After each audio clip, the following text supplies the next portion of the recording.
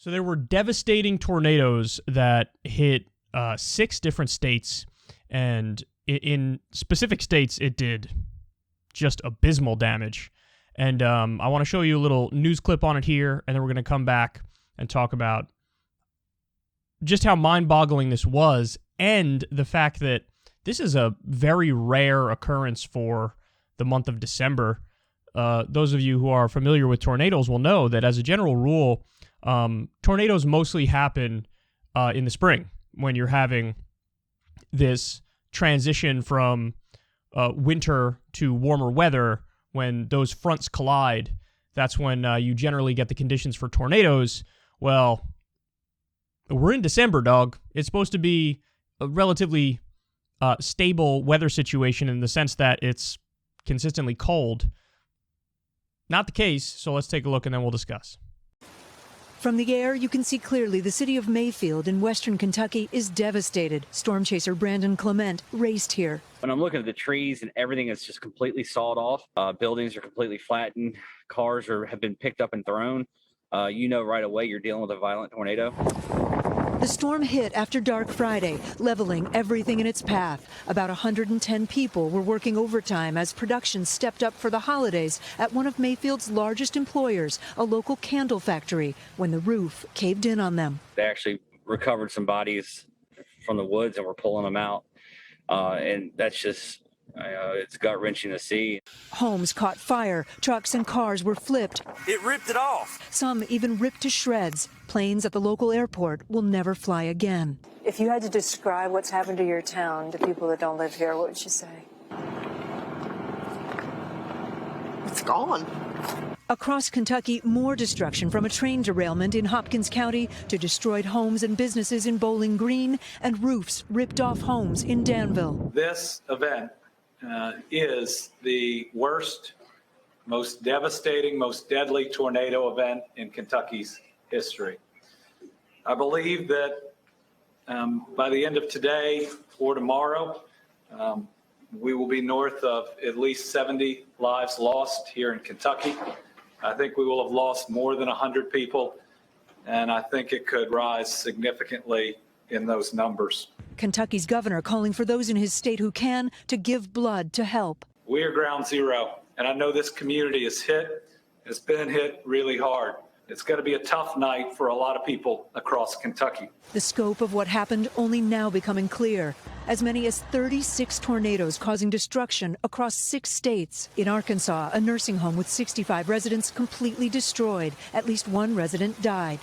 It just kind of stopped my heart for a second, knowing that the place had a lot of residents in it that are not physically able and capable of taking care of themselves. A deadly twister in Defiance, Missouri. Major structural damage to the Amazon warehouse. This is going to be a major incident. In Illinois, fatalities at an Amazon warehouse and more damage across Mississippi and Tennessee. An older woman in Kingston Springs, Tennessee, was pinned underneath a mobile home from the waist down until firefighters pulled her free. Tonight, she's in critical condition.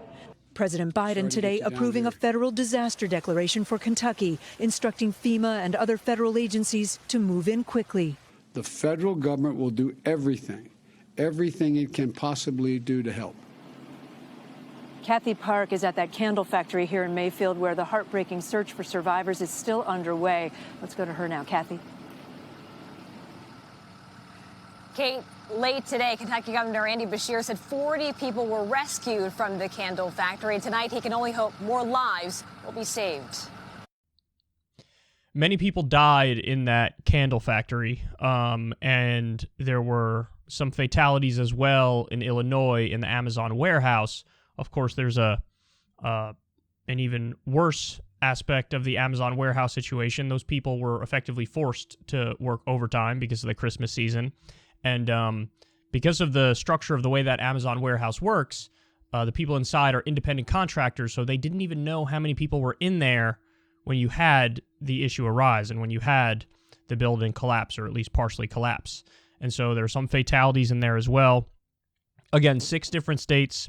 It appears like Kentucky got the worst of it. Western Kentucky, Mayfield, Kentucky got the worst of it. That's not to say that other states didn't have major structural damage. The extent of these tornadoes is just absolutely astonishing. They may have broken a record. They may have broken a record for how long tornadoes of this power were on the ground, and we don't even have all the facts yet in terms of how strong they were. Minimum, they were F3. It's possible that some were all the way up to F5. And, of course, they hit at night, and that makes them ever more dangerous and ever more terrifying. So let me give you a little bit more. This is from the Associated Press. The calendar said December, but the warm, moist air screamed of springtime. Add an eastbound storm front guided by a La Nina weather pattern into that mismatch, and it spawned tornadoes that killed dozens over 5 U.S. states. By the way, the death toll is likely going to rise above 100 when all said and done. Tornadoes in December are unusual, but not unheard of. But the ferocity and path length of Friday night's tornadoes likely put them in a category of their own, meteorologists say. One of the twisters, if it is confirmed to have been just one, likely broke a nearly 100-year-old record for how long a tornado stayed on the ground in a path of destruction, experts said. One word, remarkable. Unbelievable would be another, said Northern Illinois University meteorology professor Victor Gensini. It was really a late spring type of setup in the middle of December. Warm weather was a crucial ingredient in the tornado outbreak, but whether climate change is a factor is not quite as clear, meteorologists say. Scientists say figuring out how climate change is affecting the frequency of tornadoes is complicated, and their understanding is still evolving, but they do say the atmospheric conditions that gave rise to such outbreaks are intensifying in the winter as the planet warms, and Tornado Alley is shifting farther east away from the Kansas-Oklahoma area and into states where Friday's killers hit.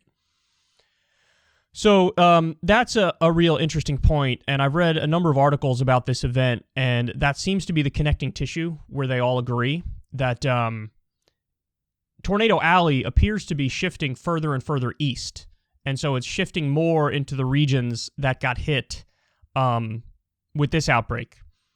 Illinois, Mississippi, Kentucky, Missouri, that previously, Oklahoma and Kansas were the place, and parts of Texas, of course, were, Tornado Alley, where there would be a lot of tornadoes. It looks like it's shifting east. And again, they say we had late spring conditions in the middle of December. Now, the reason why they say, look, we can't definitively say this is linked to climate change, or, they can't say with any amount of certainty, is because they don't have nearly as good records on tornadoes going back. For whatever reason, other aspects of the weather, there's more concrete records of it going back more and more. But there's at least speculation at this point that this is what we're dealing with here.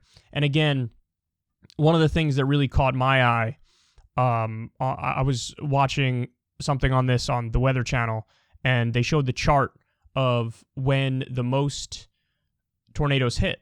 And guys, it's not even close. I want to say 80% in spring. I think April is the month where there are the most tornadoes, but, March, April, May, in that area, even June, there's a lot of tornadoes. Very, very uncommon for December, not only to have tornadoes, but to have tornadoes of this power that were on the ground for this long. Again, most unprecedented tornado outbreak in Kentucky's history, and Mayfield is just absolutely obliterated. There's some drone footage of this stuff that is just astonishing. I'm surprised the death toll, when all said and done, they say it's going to be over 100. I'm surprised the thing wasn't over 1,000, given that there were entire towns that were totally and completely leveled. So we're seeing this on other fronts as well.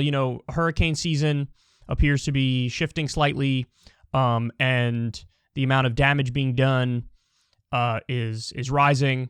We seem to have these supposed to be once in a generation or once in a lifetime hurricanes that hit every year, every other year now. So not a good sign, that's for sure. And you add this to all the other political disasters that we're currently dealing with, and economic disasters, and the pandemic, and it's just it's a nightmare. It's a nightmare. So, needless to say, my heart goes out to everybody who was impacted by this, and I hope that Biden is correct and telling the truth and saying that, FEMA is mobilizing and they're going to do everything they possibly can, because we know that in other disasters that hasn't necessarily been the case. And just something that you hate to see, and wish everybody the best who's dealing with it. And I wish I had some answers for you guys, but outside of the obvious things in regards to climate change, I don't have any answers for you guys. And as they said, even though it's very possible that it's linked to climate change, you can't say 100% definitively. So what do you do? What do you do in a situation like this? It's a disaster. Hey y'all, do me a favor and like and subscribe. It helps out big time in the algorithm. Click the bell as well for notifications when videos drop, and watch that video on screen right now. You know you want to.